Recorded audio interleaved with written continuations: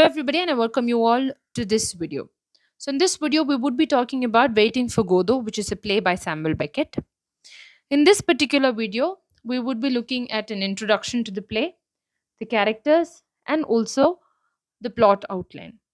And in the next part of this video we would be talking about the themes, the traits of these characters and also the structure of the play in detail. Now, to talk about the play, Waiting for Godot, it is basically an experimental play, a very, very successful experimental play, in fact, which was published in the year 1952. You see that nothing happens in the play, it has no beginning, no end, but it is immensely theatrical. There are a lot of theatrical elements that Beckett uses in this particular play. And there are no female characters.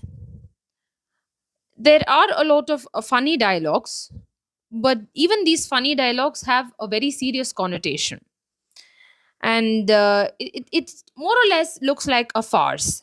Yeah, and it is a picture of the human condition. We get to know about the human condition, and when we look at the genre of the play, this play is an absurd play.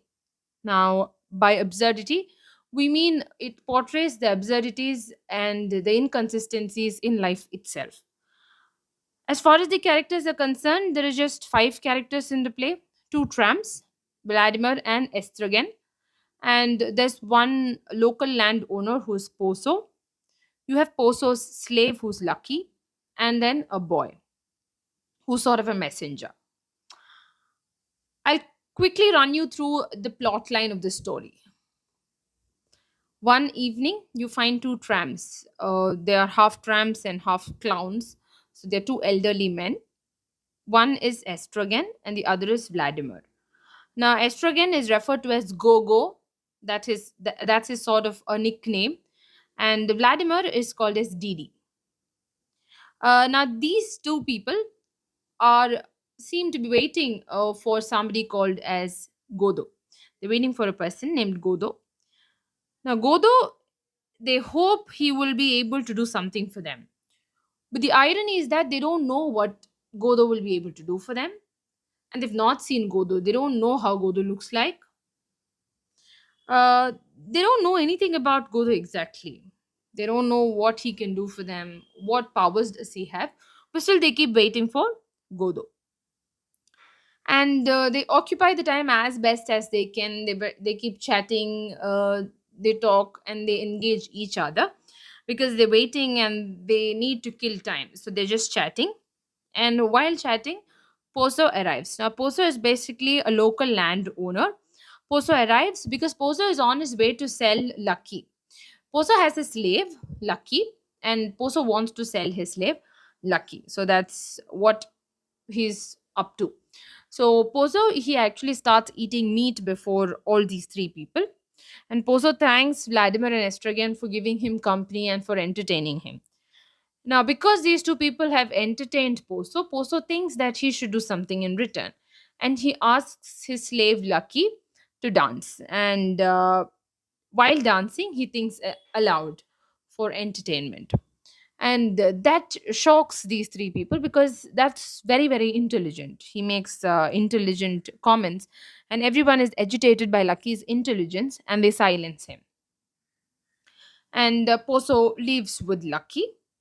And then a boy arrives because it's almost evening time. And then a boy arrives with the news that Mr. Godot is not going to come today, but he will come tomorrow.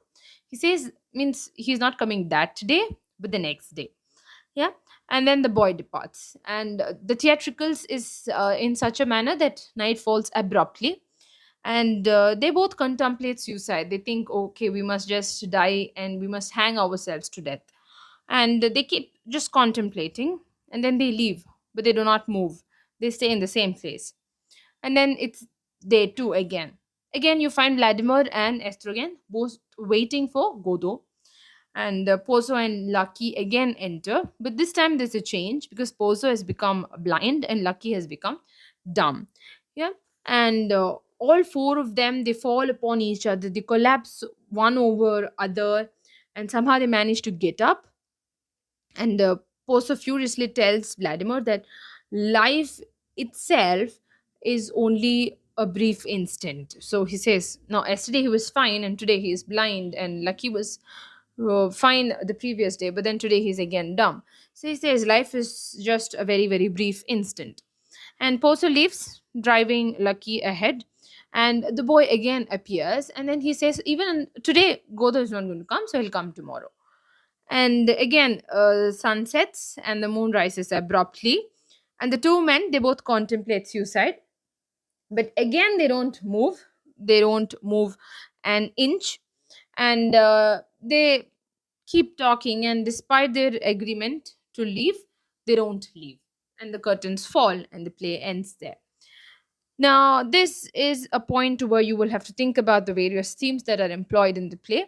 Now, I will meet you in the second part of this video, wherein we will be discussing the various themes and also the structure of this particular play. Yeah.